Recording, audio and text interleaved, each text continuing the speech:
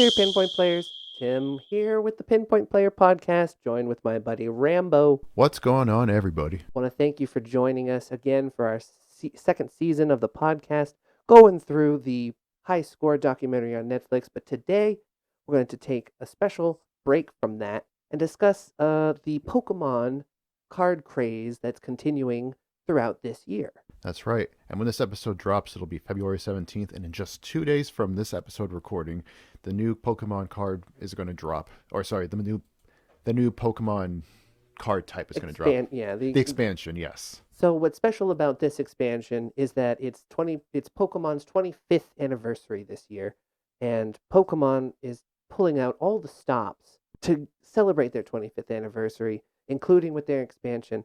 There's a couple of things that I wanted to discuss with the Pinpoint players, and Ramsay, if you'll indulge me. Oh, definitely. I mean, and I'll come up with one right off the bat. So, for there's definitely two schools of thought to the Pokemon card collecting craze. One of them is just simply for the nostalgia's sake of, hey, I had this card from when I was little, and I just rummaged through my stuff and I found it recently, and I want to see how valuable it is for just kind of holding it on to. So that way, it's further protected from degrading once you have it graded by PSA or Beckett, let's say.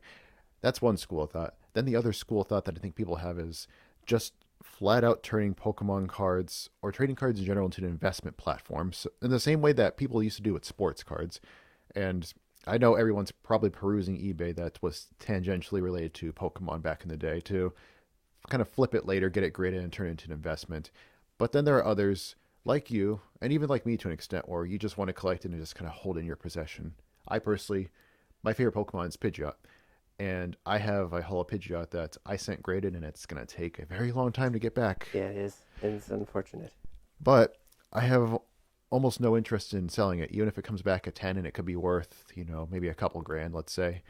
I'd still want to keep it because it's my favorite Pokemon card. Now, other Pokemon may not be as lucky. My Yu-Gi-Oh stuff, again, may not be as lucky. I probably would just sell those, flip them. But that gives you a sense of the kind of people that are interested in this trading card business. One for the nostalgia, and the other for the investment, and then, like me, for both. Oh yeah. That's why I'm. That's why I wanted to pull us together as a Pinpoint player community and discuss the potential that we have. I'm sure people are out there who have heard about all of this going on, and they're probably rummaging through their attics or basements, and they're digging up all of these Pokemon cards. There's a lot to open up and package with this. I want to go through it kind of step by step, and it's really easy. Pokemon pretty much laid out everything that you needed to know in terms of value, in terms of nostalgia, in the sense of who we are as a community. First things first, vintage. Vintage is stuff that is really valuable in the Wizards of the Coast sets.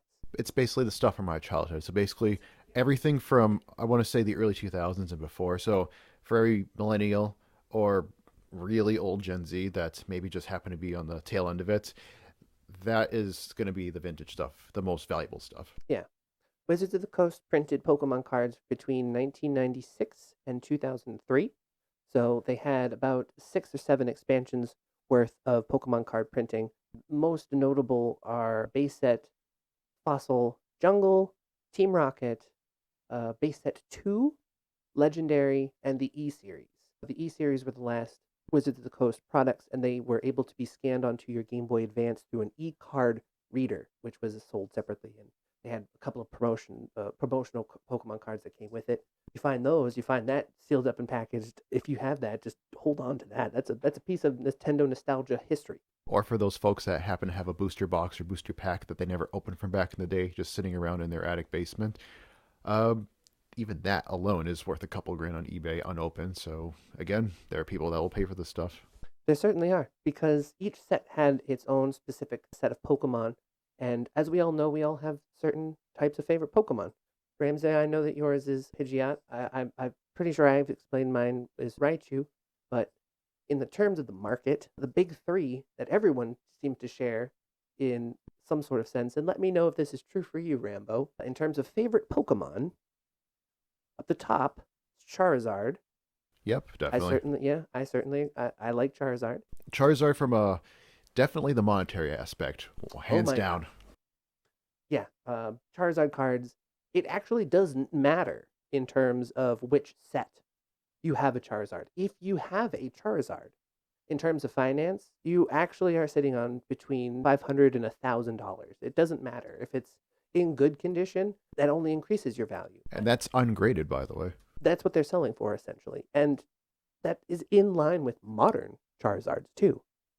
The second Pokemon that everyone seems to be in agreement is one of their favorites, Lugia.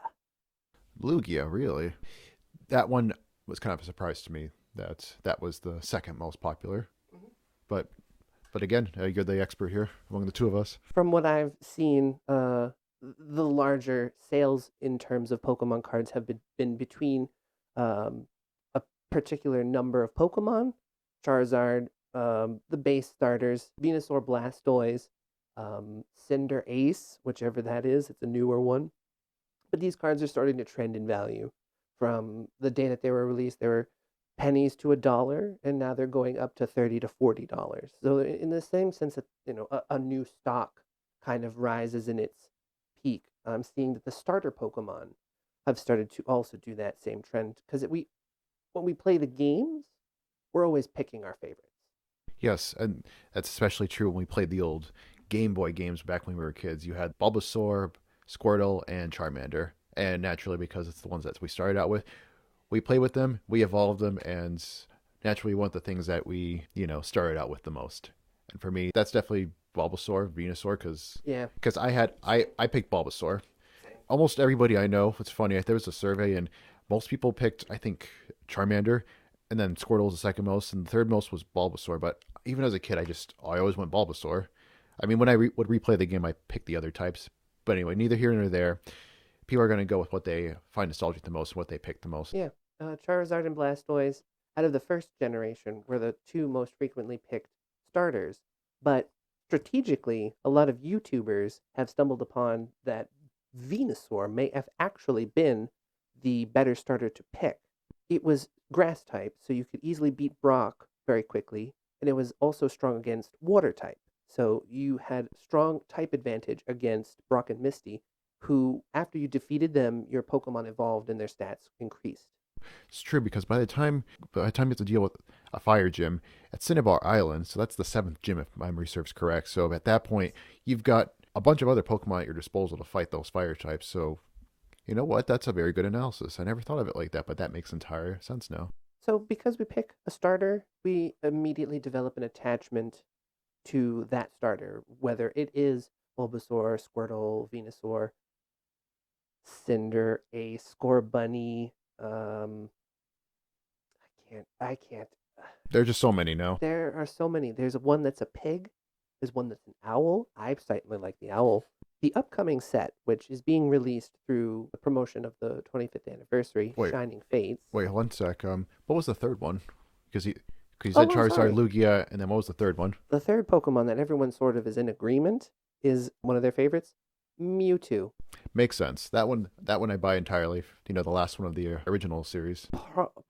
Pushed upon the people by Pokemon because Mewtwo was the most powerful Pokemon at the time. Psychic in Gen 1 was OP. There was no Pokemon other than like an Alakazam, which was psychic as well, or a Mew, which was released later, that could take out Mewtwo. So everyone kind of in our generation knew Mewtwo was the most powerful. You always had Mewtwo in your party. Yes, definitely. Provided you could get them. Providing you didn't want to, if you accidentally killed him and then save the game thinking, oh, I'll just catch him tomorrow. Yeah, you don't want to do You're that. doing that all over again. So, Mewtwo was also, put into the lore by Pokemon because of our response to him, which was sort of an accident on Pokemon's part by accidentally making him the most powerful. So because we knew he was the most powerful, he followed along in the lore. And in the anime, he showed up a couple of times. In the Pokemon card system, most sets in a year will have him, and they'll have him usually as a secret rare or a holo, which makes sense. Yes, definitely. So Pokemon, in terms of Pokemon cards and their investment value, those three pretty much will always be at a strong point because everyone loves them. So there you go, folks. If you're on the hunt and you want a good investment and you're willing to spend a little bit of money to get those in good condition, ungraded or pre-graded, as it were, that those are good investment vehicles. You will pay a lot of money for them on eBay if you go searching for them. You try and get them in a mint condition or damn near mint condition. But if you can do it and you can get them graded, you've got yourself a quite the investment vehicle. In the same vein that people buy Rolexes to collect them and then store them as value, because some people will just wear them. I mean, side tangent here with Rolexes, people like to collect them. They'll wear them, but they'll also have them as a collector. Now that people will just buy Rolexes just to have them accrue value because they all accrue value in a similar way of Pokemon cards, but Rolexes are a different game entirely, so I'm gonna get out of that one because that's about the scope of my knowledge with Rolexes. Yeah, they're watches. Yeah. Well, yeah, they're very valuable jewelry laden watches that do nothing but go up in value, and the only thing else I know about it is they potentially make a limited run of certain types of Rolexes, and so that's why the value. Applies in the same way because Pokemon is doing the same with their Pokemon cards. Big news about this upcoming set, which I think that everyone is actually going to have a very difficult time getting their hands on Shining Fates. From what I've read recently, pre-orders have sold out, so they may have sold more than what Nintendo intended to print. Classic Nintendo. So there might be people whose pre-orders are delayed. We may not see them on shelves for a while, and if we attempt to do a run on the day that they come out, I think we'll be waiting in a line For a very long time because folks, in a couple of days from this recording, Tim and I are going to We're gonna attempt. try. We're going to attempt to go see if we can get ourselves a couple of these packs for ourselves, It'd be nice. or if we're lucky, a booster box. But I got a feeling, given the popularity of Pokemon, If not, yeah, it's probably not going to happen because, and for the reasons that he just explained. The other thing is because of all this notoriety with Pokemon lately, the Logan Paul video, the first one, the one yeah, where the booster I box, also want to get into that, but yeah, the booster box that's he bought for 200,000, and then there's this one guy. I'm blanking on his name, but he was on Pawn Stars. He was trying to sell them Charizards. They said no, but that's what got people interested in Pokemon first. I want to say 4 or 5 years ago. Same idea. The whole, hey, these are worth a lot. Oh my God, he's getting these much for his cards. Let me go rummage through my cards to see what I have, and then the whole craze kind of kicks off from there. Pokemon was always gonna maybe reach this inflection point where they'd be worth quite a bit, but nobody knew exactly when for sure. So the events just kind of culminate together, and here we are today, 2021, talking about cards that, folks that have a Charizard and it's in great condition, you might have yourself anywhere from a couple grand to tens of thousands. Depends. yeah. So the way that you're going to play this as the pinpoint players is through the new set. The reason that I'm bringing up the modern set, the Charizards, Lugias, the Mewtwo's, is because we all do have a favorite Pokemon. We all have a starter that we picked, and throughout the different generations of Pokemon players, the cards that you and I, Rambo, might look at and say, I don't know this Pokemon. I'm not really that interested. There are people out there who are interested, who will pay. They may not be of age to do that with the type of money we're looking for now. But the reason I want people interested in this new set now is because there's over 190 known cards in the set, and then 100 shinies of these variants. The shinies will be most of the starters from this generation, the previous generation, and the generation before that. So these young kids are going to have these shining versions of these cards released this year, and they may not be able to get their hands on them as a kid. When they grow up, they will have amassed the money to purchase these cards. So if you are lucky and you are able to pull one of these shining cards, which according to the stats of the cards might be 1 in 200, Oh, considering that it's literally half the set is going to be a shiny version of itself. good God, 0.5% just to get Well, one of these. 190 cards and 100 of them are shiny. Right. No, I get that. It's just those are slim odds, and it's kind of funny that you're saying that. Of course. The idea that they might not, these kids might not be able to get them now, and they will be able to potentially do it when they're adults, when they have money. And that's kind of funny. That's where you and I are coming at this right now. So I have a bunch of my cards from the base set, days when you and I were kids. I put them in binders. I kept them in, mostly good condition. Of course, scuffs are going to get here and there because they are between 20 and 25 years old. That said, we managed to collect a lot of them. However, there were a lot of cards that I just wasn't able to get back then because they were either very rare and I never got them in a booster pack, or even when you go down to a local card shop back when those were a thing and you want to go buy some for yourselves, oh, you want that Blastoise over there? Well, that's $30, which as an adult, whatever. I mean, that's a nice, takeout dinner that you would get on DoorDash. But as a kid, it might as well have been $1 million. Yep. And as a kid, I just remember that feeling of, oh, I want those cards, but I can't afford them because it's nowhere near my birthday or Christmas. And, I definitely didn't do well enough in school this semester to get like a reward. So what? I'm just going to have to longly look at this card and just not get it. And that's just the way it is. Or that's the way it was. So, with that being said, I mean, I also have to address the moral issue with it. Um, with our gouging of the prices through Logan Paul's video, which I'd like to cover pretty soon.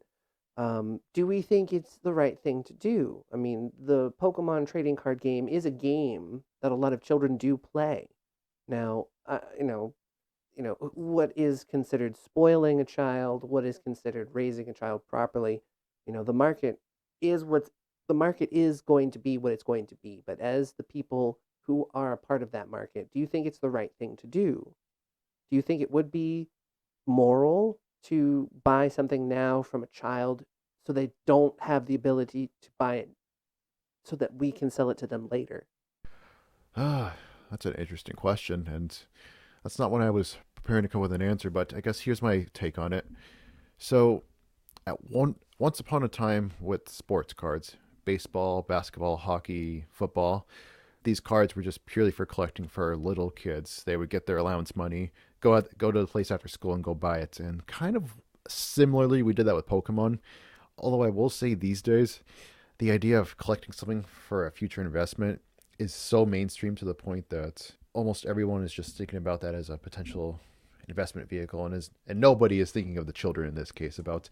Yeah, no, seriously. No, like I can tell you right now, that is the first I thought about. Like, oh man, they're not playing with this stuff. Which, on the one hand, I do see an issue with it that we're potentially buying these cards from the lot, so that way they can't have them to either sell it back to them in the medium term or in the long term.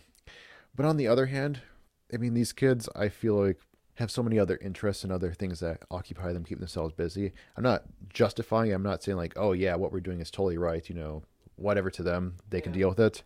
Okay. So there is definitely a moral dilemma that we are taking something that they want away and that they can't get for many years. So No, I agree. That's an interesting thing, and it's not something that I wanted to have an answer for. I just wanted to put it out there into the ether. well, that's the thing. I don't at the time, for the time being, I just don't have a good answer because it's one of those like you never really think about it until you just actually stop to actually think about everything, all things considered. So the way that I look at it is, if I go to the store and I want to purchase it, and nothing is going to stop me from purchasing it, I'll purchase it. But if I go to the store and there's a kid there and I grab it and the kid just looks up and says, "Dang, the last one," I'm going to turn to that kid and be like, "You know what? You need this more."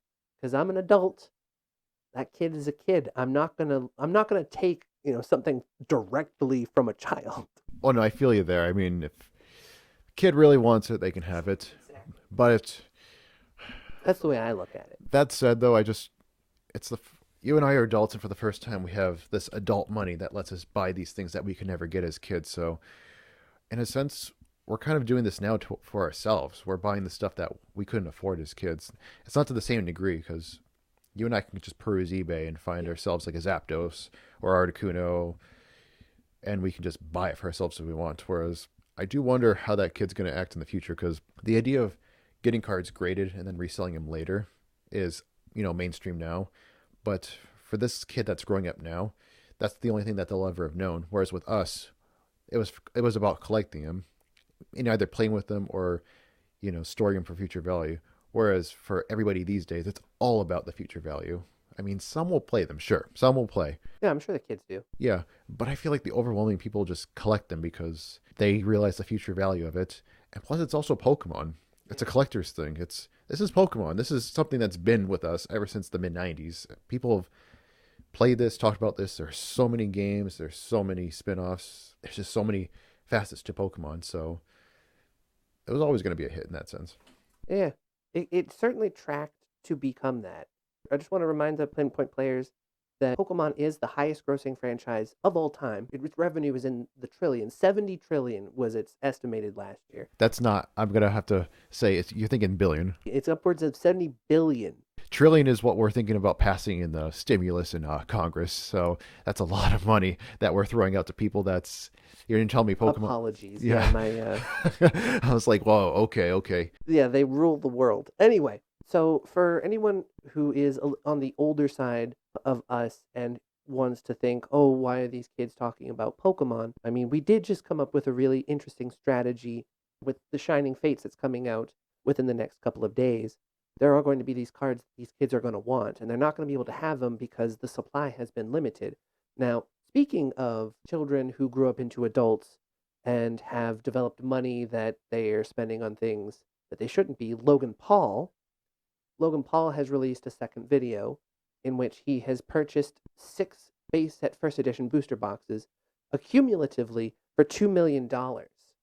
It's just insane. That's absolutely ridiculous. Well, it's just insane because it's insane for the amount of money he spent on it. It's also insane just how much that thing went up in value. I mean, at retail, when those things came out in the '90s for the first run, I think it retailed for $180. Roughly. Yeah, it was around 200. It was under 200. $200. We'll say high end. $200. And Logan Paul was buying them on an average clip of maybe between $300,000 and $400,000 a pop. A box, yeah. So makes you wish. Partly his fault, but It makes you wish that, us and just everybody listening to this, and even everybody that's not listening to this, just went and bought a box and just forgot about it for 25 years. if we had a time machine, we could do so much. So he has decided to change up his format. The first time he did this back in October, he had a set price, and it was $11,000 roughly to purchase a booster pack. Well, there are 36, and the sale of it was essentially you're getting the cards, you're getting the wrapper, you're getting Logan Paul to open it for you, and Logan Paul is going to read a little blurb. So it was a publicity stunt essentially. You paid $11,000 to have this hyped YouTuber read your name, read your business, you read your tagline, and then whatever you got, you got. There are 2 people who walked away big with it. Mr. Beast, he got a first edition PSA 10 Blastoise, and some other dude, not who's not Mr. Beast, got a Charizard. He got the first edition Charizard. It was some German dude. Yeah, it was. Yeah. And then there was even another YouTuber that I watched. There's this finance YouTuber I watch. His name is Graham Stephan. Basically, anything finance that helps people out, he's your man. He helps you out big time. Even he was in this. He spent $11,000 to be in this just for the hell of it. And he got himself a first edition Gyarados. Oh, that's awesome. Yeah. I mean, not a Charizard or anything like that, but still, you have a 1 in 3 chance of getting a holo. I mean, So Gyarados is a good Pokemon. that's the thing. You have a 1 in 3 shot of getting a holo, and he got a Gyarados. And so, honestly, if like you and I pulled our cash together and got a holo, I would just be jumping up and down because there's still a 2/3 chance of you not getting a holo. So that was his format back then. He's changed the format up now. He released the auction, which is 36. It's divided into 36 different auctions, and each auction's starting bid is $10,000.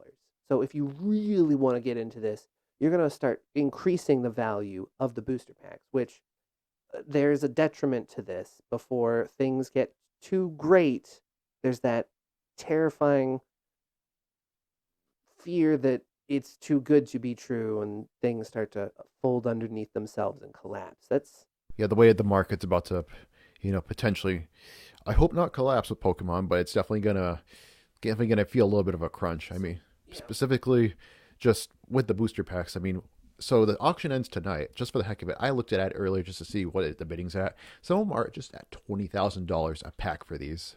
Yeah, $20,000, the price of a car, more than the price of a car. You can get yourself a Nissan Versa and save about 3 or 4 grand after that versus just getting one of these booster packs. so good things, bad things. Good things are If this stabilizes, if after this event Pokemon card prices don't plummet, this will increase the value of your cards that are in your attic or in your basement. Vintage is going to keep going up. The bad thing is that if you're hunting for things that you didn't or couldn't get as a child, the premium cards are going to be astronomically unaffordable. I'm speculating that if this stabilizes, we're going to see an insurgence in lower graded Pokemon cards. So if you had a Beckett 5, if you had a PSA 6, if you had something that's below a 7 or an 8, these cards are going to become more desirable because, A, right now, they're still very cheap, way cheaper than an 8 or a 9. So if you're still just looking for that card, just to have in your collection because you wanted it, this is an option for you because they're affordable. That's right.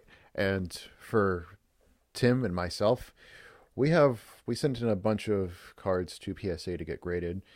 We obviously hope they come back with amazing flawless conditions of nines and especially tens and probably some eights. However, I personally have a bunch of cards that are considered sixes and sevens because I either didn't take as good care of them as I wish I had done as a kid, or just through the years of just moving them around, they just got scuffed up. And then mainly the stuff on eBay that you find now, to get yourself something that's PSA 9 or 10 quality, you have to pay more for it. But if you get yourself something that's, a 7-ish, that Articuno I told you about earlier. So if you want something that's PSA 10 quality, it's probably going to cost you unlimited base sets. That's the third run. They that's the third run of cards from the 90s before the first edition or after the first editions. Those you can probably it would cost you about $100 for something that's either a grade 9 or 10, pre-graded, mind you. However, if you don't mind a couple scuffs on it and its potential PSA 7, something lower end, you could potentially have it for $25 to $30. And then same thing, get that graded, flip it back around. All of a sudden, your $30 investment maybe ends up being about $500 later this year. And that's to say nothing of what it could be worth in a year or two from now, or 10 years from now. So I want to let the Pinpoint players really know that there's a lot going on in terms of Pokemon's 25th anniversary. Uh, there's this Shining Fates set that's going to have all of these cards from the younger generation from ourselves, who are going to really have struggle to get these Which cards. makes me really, which is making me really excited to get into the stuff that from our childhood is I'm gonna be a part of this. We will be able to preserve for the next generation this year's 25th anniversary cards for them. There's that the Shining Fate set. There's the McDonald's promotion. You can get a Happy Meal Pokemon cards in the promotion. There's a Pokemon cereal. Cereal, yeah. There's going to be a cereal that's going to have 25th anniversary cards, and just to encourage the Pinpoint players, just pick up a Happy Meal, pick up a box. Just hold on to the cards. These cards are going to be worth something down the line. Yeah, just get yourself go in the drive-through, buy yourself a Happy Meal, throw the meal out. It Do doesn't what matter. you want with it, whatever. It's $4. Get it. Don't eat the Happy Meal. Yeah, like you said, do whatever you want with it, but keep the card, keep it safe because you never know. In 20 years, you could be sitting on something worthwhile. Because again, all these things that we're telling you are specifically the McDonald's. It's going to be a limited run, so therefore you got yourself a limited supply. Yeah, and it's going to be the 25th, so it's going to be a really significant year to snag these up. So, with that being said, I want to thank all the Pinpoint players for tuning in. Please stay tuned for the rest of the second season, which we'll be getting into the third episode of the High Score series, which is role playing. Yep. So, make sure that you tune in through our Instagram at Pinpoint Players. Leave some comments on our posts. You can email us, pinpointplayers@gmail.com. Follow us on Apple Podcasts. Give us a 5-star review. And follow us on Spotify. All these things definitely help us with outreach, but especially Apple Podcasts and Spotify. Get our podcasts noticed by folks, and so that way we can get more listeners, just like you guys listening in and giving us feedback and telling us what we should talk about next. Absolutely. We look forward to the next one, Pinpoint Players. Take it easy. Until next one.